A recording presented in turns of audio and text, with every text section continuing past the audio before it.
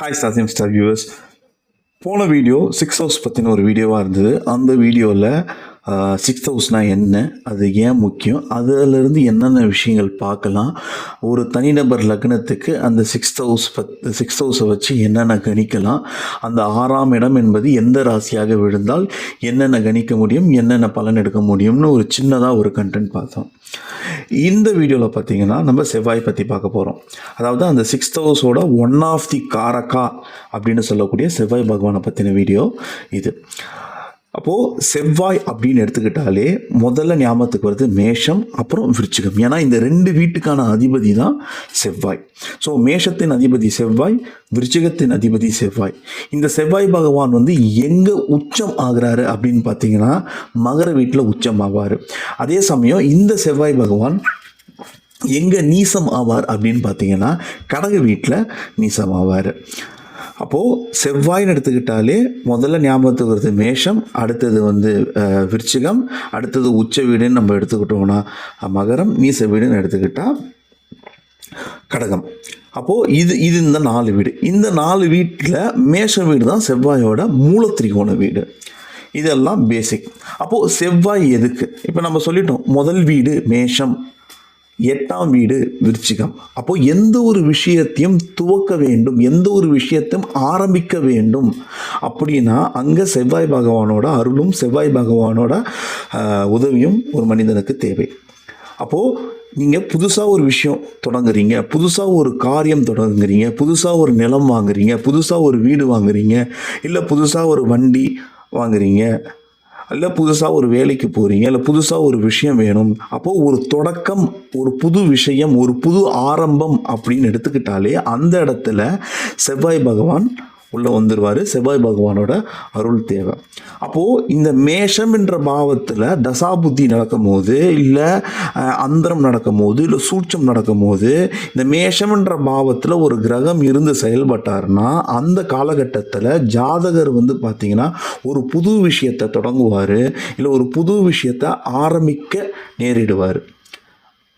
இது மேஷத்துக்கு மட்டுமா அப்படின்னு கேட்டிங்கன்னா உங்கள் லக்னத்தையும் நீங்கள் குறுக்கிடலாம். ஏன்னா லக்னமும் பார்க்கும்போது முதல் வீடு. அப்போ இந்த முதல் வீட்டிலேருந்து ஒரு கிரகம் தசை நடத்தினாலும், முதல் வீட்டிலேருந்து ஒரு கிரகம் தசை நடத்தினாலும் அந்த ஜாதகர் அந்த காலகட்டத்தில் ஒரு புது விஷயத்தை தொடக்குவாங்க, ஒரு புது விஷயத்தை ஆரம்பிப்பாங்க அப்படின்னு வச்சுக்கலாம். அப்போது தொடக்கம் ஆரம்பம்னு எடுத்துக்கிட்டோனாலே அங்கே செவ்வாய் பகவான் வந்துடுவார். அப்போது அதுக்கு அடுத்த வீடான 8ஆம் வீடு. 8ஆம் வீடுன்னு பார்க்கும்போது நம்ம 8ஆம் வீடோட எதெல்லாம் நம்ம சேர்க்கலாம்னா ஆயுள் ஸ்தானம், மரணஸ்தானம், அதே சமயம்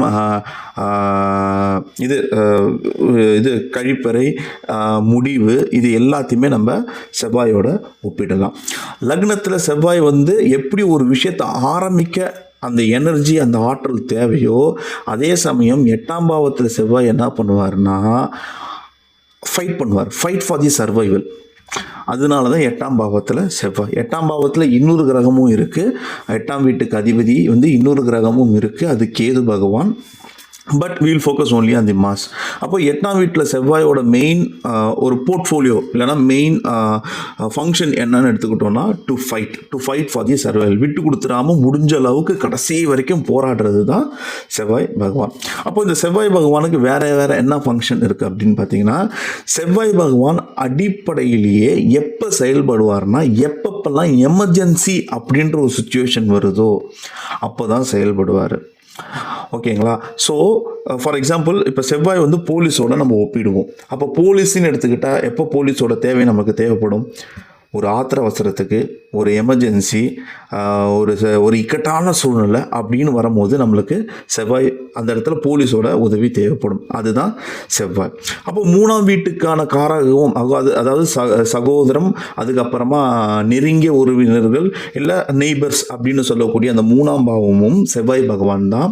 அப்போது நம்ம ஆத்திர அவசர ஒரு மனிதன் கஷ்டத்தில் இருக்கும் போது, இல்லை ஒரு பிரச்சனையில் இருக்கும்போது டக்குன்னு யாரை எதிர்பார்ப்பான்? கூட பிறந்தவங்கள தான் எதிர்பார்ப்பான். அதே சமயம் இல்லைன்னா சுற்றி இருக்கிற நெருங்கிய வட்டாரங்களில் இருக்கிற நெய்பர்ஸை தான் எதிர்பார்ப்பாங்க, இல்லை ரிலேட்டிவ்ஸை எதிர்பார்ப்பாங்க. இதை குறிக்கக்கூடிய வீடும் 3ஆம் பாவம் தான். அப்போது எப்போல்லாம் ஒரு எமர்ஜென்சி சுச்சுவேஷன் வருதோ அப்போல்லாம் பார்த்தீங்கன்னா செவ்வாய் பகவான் ஆக்டிவேட் ஆவார். அப்போது ஒரு தனிநபர் ஜாதகத்தில் செவ்வாய் வந்து ரொம்ப முக்கியமான ஒரு கிரகம். செவ்வாய் வந்து நல்ல வலுவில் இருக்கணும், நல்ல ஸ்ட்ராங் பொசிஷனில் இருக்கணும். அப்போது நீங்கள் ஒரு இக்கட்டான சூழ்நிலையில் இருக்கும் போது டக்குன்னு உங்களுக்கு உதவி கிடைக்கிது, ஃப்ரெண்ட்ஸ் சப்போர்ட்டுக்கு வராங்க, கூட பிறந்தவங்க சப்போர்ட்டுக்கு வராங்க, நெய்பர்ஸ் சப்போர்ட்டுக்கு வராங்க, ஒரு உதவி கிடைக்கிது எமர்ஜென்சி சுச்சுவேஷனில் அப்படின்னா அதுக்கு வந்து செவ்வாய் பகவான் வலுவாக இருந்தால் மட்டும்தான் அந்த சப்போர்ட், அந்த ஒரு ஹெல்ப் கிடைக்கும். அப்போது செவ்வாயோட வலு இல்லைன்னா இது வந்து உங்களுக்கு கிடைக்கிறதுல கொஞ்சம் சிரமம் இருக்கும், டக்குன்னு கிடைச்சிடாது. இதுக்கு நீங்கள் வந்து ரொம்ப சிரமப்பட வேண்டியதாக இருக்கும். இதுதான் செவ்வாயோட ஒரு தனித்துவம். சரி, இந்த செவ்வாய் வந்து வலுவாக இருக்கா வலுவாக இல்லையான்னு நம்ம சார்ட்டில் பார்க்கணும். அது ஒரு வலுவாக இருக்கா வலுவாக இல்லையான்னு நம்ம பார்க்கணும். அது வந்து கிரக பலன் மூலமாக ஒவ்வொருத்தரும் அந்த கிரகங்களோட வலுவை கண்டுபிடிச்சிடலாம். அது தவிர்த்து செவ்வாய்க்கு ஒரு நல்ல ரெமிடி, செவ்வாயை எப்படி நான் பலப்படுத்துறது, irrespective wherever Mars is placed, நான் செவ்வாயை நான் எப்படி பலப்படுத்துறது அப்படின்னு கேட்டிங்கன்னா, செவ்வாய் உங்கள் ஜாதகட்டத்தில் எங்கே இருக்காரோ அந்த பாவம் சார்ந்த உறவினர்களுக்கு இல்லை அந்த பாவம் சம்பந்தப்பட்ட ஒரு உயிருக்கு அடிப்படை தேவை அப்படின்னு சில விஷயங்கள் இருக்கும். அதுக்கே அவங்க கஷ்டப்படுற சில ஒரு விஷயங்கள் இருக்கும். அந்த விஷயங்களை நீங்கள் ரெகுலராக கொடுத்து உதவுவீங்கன்னா செவ்வாய் உங்களுக்கு பலமாக இருக்கும். ஏன்னா செவ்வாய் வந்து ப்ரொடெக்ஷன், செக்யூரிட்டி, இது எல்லாத்துக்குமே காரணம் வந்து செவ்வாய். பாதுகாப்பு, ரெஸ்பான்சிபிலிட்டி, இது எல்லாத்துக்குமே காரகம் வந்து செவ்வாய். அப்போது உங்கள் செவ்வாய் பலவீனமாக இருக்குன்னா உங்களுக்கு இது எதுவுமே கிடைக்காது. இது கிடைக்கிறதுல தாமதம் இருக்கும், இது கிடைக்கிறதுல பிரச்சனைகள் இருக்கும். அப்போது அந்த கிரகம் இருக்கிற உறவுக்கோ இல்லை அந்த கிரகம் இருக்கிற உயிர்கார தத்துவத்துக்கோ இல்லை காலபுருஷ தத்துவத்தில் அந்த கிரகம் சார்ந்த, அந்த கிரகம் இருக்கிற ராசி சார்ந்த உயிர் தத்துவத்துக்கோ நீங்கள் கொடுத்து உதவினால் உங்களுக்கு அந்த கிரகம் சார்ந்த நன்மைகள் கூடும். இது ஒரு சின்ன ரெமெடி. ரெகுலராகவே உதாரணத்துக்கு செவ்வாய் வந்து 5ல் இருக்குன்னு வைங்க, 5ஆம் பாவம் வந்து ஸ்கூல் ஸ்டூடெண்ட்ஸை நம்ம சொல்லுவோம். அப்போது எந்த ஸ்கூல் ஸ்டூடெண்ட்ஸ் வந்து அவங்களோட அடிப்படை தேவைகளுக்கே வழி இல்லாமல் கஷ்டப்படுறாங்களோ அவங்களுக்கு நீங்கள் கொடுத்து உதவலாம். இப்போ 5ல் செவ்வாய் இருக்குது, இல்லை சிம்மத்தில் செவ்வாய் இருக்குது. அப்போது அந்த மாதிரி சுச்சுவேஷனில் ஜாதகர் என்ன பண்ணலான்னா, இப்போ அவங்களுக்கு ஸ்கூலுக்கு போவாங்க, ஆனால் அவங்களுக்கு ஸ்கூலுக்கு போகிறதுக்கு யூனிஃபார்ம் இல்லாமல் இருக்கும். அப்போ அவங்களுக்கு நீங்கள் யூனிஃபார்ம் வாங்கி கொடுக்கலாம். சில பேர் ஸ்கூலுக்கு போகிறதுக்கே, அடிப்படை கல்வி கற்கிறதுக்கே வழி இல்லாமல் இருக்கும், அவங்களுக்கு நீங்கள் அடிப்படை கல்விக்கு நீங்கள் ஹெல்ப் பண்ணலாம். ஓகேங்களா? ஸோ இதே மாதிரி ஒவ்வொரு பாவத்துக்கும் நீங்கள் கணக்கிட்டு நீங்கள் ஹெல்ப் பண்ணலாம். இப்போ 12ஆம் பாவம் சில பேருக்கு வந்து காலில் வந்து செருப்பு போடுறதுக்கே வழி இல்லாமல் இருப்பாங்க, இல்லை தூங்குறதுக்கு ஒரு இடம் இல்லாமல் இருப்பாங்க.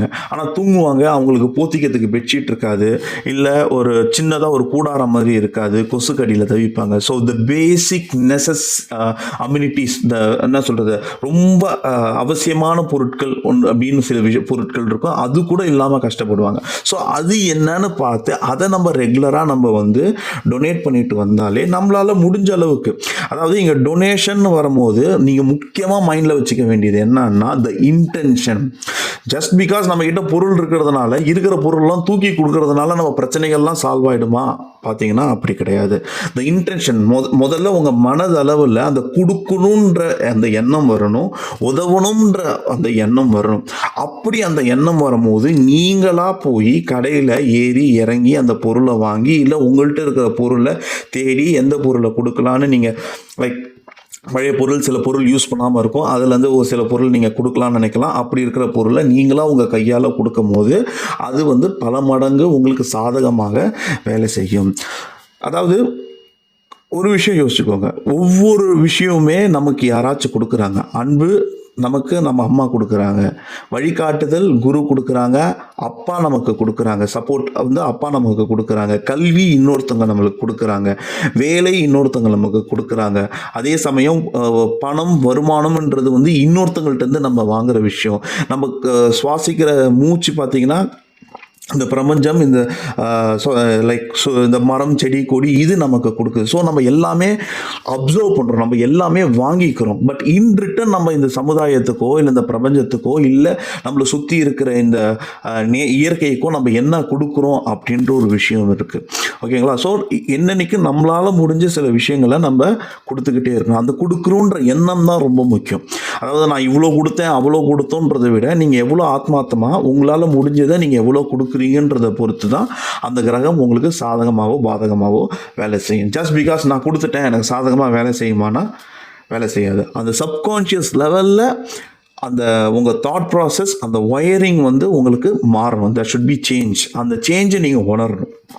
ஓகேங்களா? ஸோ இதுதான் செவ்வாய்க்கு ஒரு சிறந்த ஒரு சின்ன ஒரு ரெமெடி. இன்னொரு ரெமெடியும் இருக்குது. எங்கெங்கெல்லாம் மார்ஸ் இருக்கோ அந்த இடத்துல ஒரு கோல் செட் பண்ணிக்கோங்க.